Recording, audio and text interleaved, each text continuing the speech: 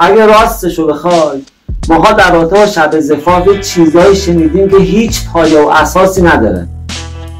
واسه همین امروز میخوام تو این کلیپ چیزایی در رابطه با شب زفاف بگم که نه هالیوود دربارش فیلم ساخته، نه بالیوود دربارش فیلم ساخته، نه تو از پدر مادرت شنیدی و نه توی کتابی خوندی، مگر اینکه یک دوست نابابی داشته باشی که یه ذره از مسائل شب زفاف رو بهت گفته باشه. پس با من همراه باش. به نام خدای سبحان. سلام بچه‌ها. فکر نکنید که شب زفاف همه اتفاقاتی که شما برنامه‌ریزی کردید به وقوع میپیونده. شاید اتفاقاتی بیفته که خارج از محدوده کنترل شما باشه. این شب مهم میتونه سرآغاز زندگی خوب شما باشه یا میتونه اولین شبی باشه که پایه زندگی مشترکتون رو خراب کنه. به این داستان گوش بده. چند وقت قبل یه خانمی به نام نسترن به من زنگ زد، گفت آقا 6 ماه قبل ما شب عروسیمون بود، الان داریم از هم جدا میشیم. گفتم برای چی؟ گفت آقا ساعت 2-3 نصف شب که مهمونا رفتم ما به هر حال وارد عملیات شب زفاف شدیم و من با عشق پرده بکارتم رو تقدیم شوهرم کردم. شوهرم از شدت عشق و حالی که کرده بود و از شدت خستگی تو همون حالت خوابش میبره. یه نیم ساعت بعد من دیدم گوشی شوهرم داره ویبره میخوره، صفحه روشن و خاموش میشه. دیدم یه خانمی پشت سر هم هی داره زنگ میزنه، هی داره پیام میده به شوهر من. نگاه کردم دیدم به به به به، پیام‌های عاشقانه. فلانی شب زفاف، شب عروسی به اینطور حرکت بزنی خانوما خیلی دوست دارن، تو این پوزیشن خیلی عشق میکنن، تو این حرکت رو بزنی طرف انگار که مثلا بهشت رو بهش دادی. داشتم پیام‌ها رو چک میکردم میومدم پایین، یهویی چشای آقام باز شد و دید که گوشیش دست منه و گفت همچین با پشت دست زد توی صورتم که من هنوز گرما و درد این ضربه رو دارم توی صورتم حس میکنم. و گفت آقا از اون شب ما بنای ناسازگاریمون با هم شروع شد، 1 ماه 2 ماه اون رفت، من اومدم دیدم ما با هم توافقی نداریم، چون ایشون رابطه هاش خارج از عرفه و خارج از خانواده است و من دیگه نتونستم باهاش ادامه بدم و الان دیگه در مرحله آخر جدایی از هم هست. 2 تا اشتباه خیلی رایجه که توی شب‌های زفاف اتفاق میفته که بسیار خطرناکه و چه بسا اصلا منجر به یه رابطه خوب و سالم نشه. مشکل اول بحث استرسه. دوست من، عزیز من، استرس نداشته باش و حتما هم لازم نیست شما رابطه عمیق داشته باشید و الا و لابد بخوای مثلا ازاله پرده بکارت در اون شب انجام بدید. پس اصلا استرس نداشته باش. اگر حالت اوکی نیست، اگر خسته ای، اگر خیلی دیر وقت اومدید خونه، با آرامش کامل بدون استرس اصلا میتونی موکول کنی به شب‌های آینده. ولی اگر برنامه دارید که این اتفاق مهم تو زندگیتون بیفته، اصلا استرس نداشته باش.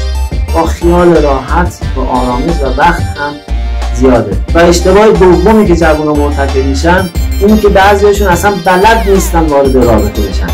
رابطه کلامی رو بلد نیستن، رابطه معاشقه رو بلد نیستن، رابطه دخولی رو بلد نیستن. چرا؟ چون آموزش ندیدن، چون مدارس ما، چون دانشگاه‌های ما، چون صدای سیمای ما، چون مشاورین ما خیلی تو این موضوع کم وارد شدن و صرف خوندن چند تا کتاب و یا دیدن یک فیلم شما نمیتونی از پس این کار برگردی. پس نیاز به آموزش داره که جوانان مخصوصا در شب زفاف با آداب و رسم و رسومات این شب کاملا آشنا بشن. واسه همین بچه‌ها خیلی از زوجین اون تصوراتی که نسبت به شب عروسی و شب زفافشون دارن دقیق اجرایی نمیشه و این یه چیز کاملا طبیعیه. اگر نقطه نظری داری حتما این زیر برای من کامنت کن که بهش بپردازیم و بیشتر با هم صحبت کنیم. و 3 نکته طلایی و حرفه‌ای بهت بگم که اگر کسی در شب زفاف این 3 حرکت انجام بده، گل زده و یک شب خاطر انگیز میتونه برای خودش رقم بزنه. قبل از اینکه این 3 نکته طلایی رو بگم، کانال ما رو سابسکرایب کن که ویدیوهای جنجالی بعدیمون از دستت نره. و اما 3 نکته طلایی و حرفه‌ای: 1 این که آرامش خودتون رو حفظ کنید. بچه‌ها امشب شب استرس نیست. حالا یکی آرامشش در نیم ساعت استراحت کردنه، یه قهوه خوردنه، یه سیگار کشیدنه. هر کسی به یه مدل خودشو آرام میکنه. میخوام بگم امشب شب استرس و ناراحتی و افسردگی نیست. آرامش خودت رو حفظ کن. یکی با یک وضو گرفتن، یکی با 2 رکعت نماز، هر مدل که میتونه به خودت آرامش بدی آرام کن خودتو، بعد وارد اتاق اجلس و عملیات رو انجام بده. 2. ارتباط کلامی داشتن. همین که وارد اتاق اجلس شدی سریع وارد کار نشو، سریع لباسا رو در نیار حمله کن. یه ارتباط کلامی از اتفاقات خوبی که امروز برات افتاده، از دور همیه‌ای که با دوست و رفیقات داشتی، از تیکایی که بچه‌ها بهت انداختن، کی توی عروسی بود کی نبود، شام چطور بود، این ارتباط کلامی رو با هم داشته باشید که فضا تلطیف بشه و وقتی که می‌خواستید وارد اون عمل اصلی بشید حداقل از نظر ذهنی هر دو آماده هستن و راحت‌تر میتونین اتفاق مبارک و میمون بیفته. و نکته سوم که متاسفانه وای و نکته سوم خیلی مهمه بچه‌ها، تو رو خدا این نکته رو از دست ندید. عزیز من، پارتنرت رو، شریک جنسیت رو، همسرت رو با اونایی که فیلم سوپر بازی میکنن مقایسه نکن. اون بنده خدا میگه باز آقا ما ماهواره نداریم، میریم خونه همسایه‌مون ماهواره نگاه میکنیم.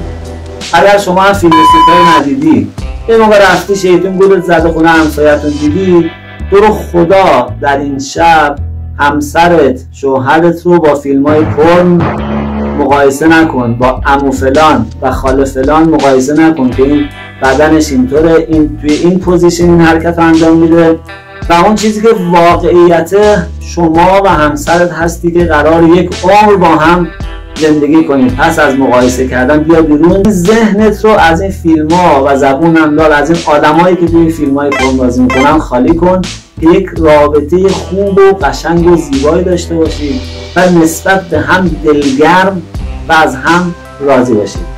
اگر کانال ما رو دنبال نمی کنی که شاید ویدیوهای جنجالی بعدیمون رو از دست بدید، اما اگر کانال ما رو دنبال می کنی به تبریک میگم، تو هر روز در حال رشد و آموزش هستی.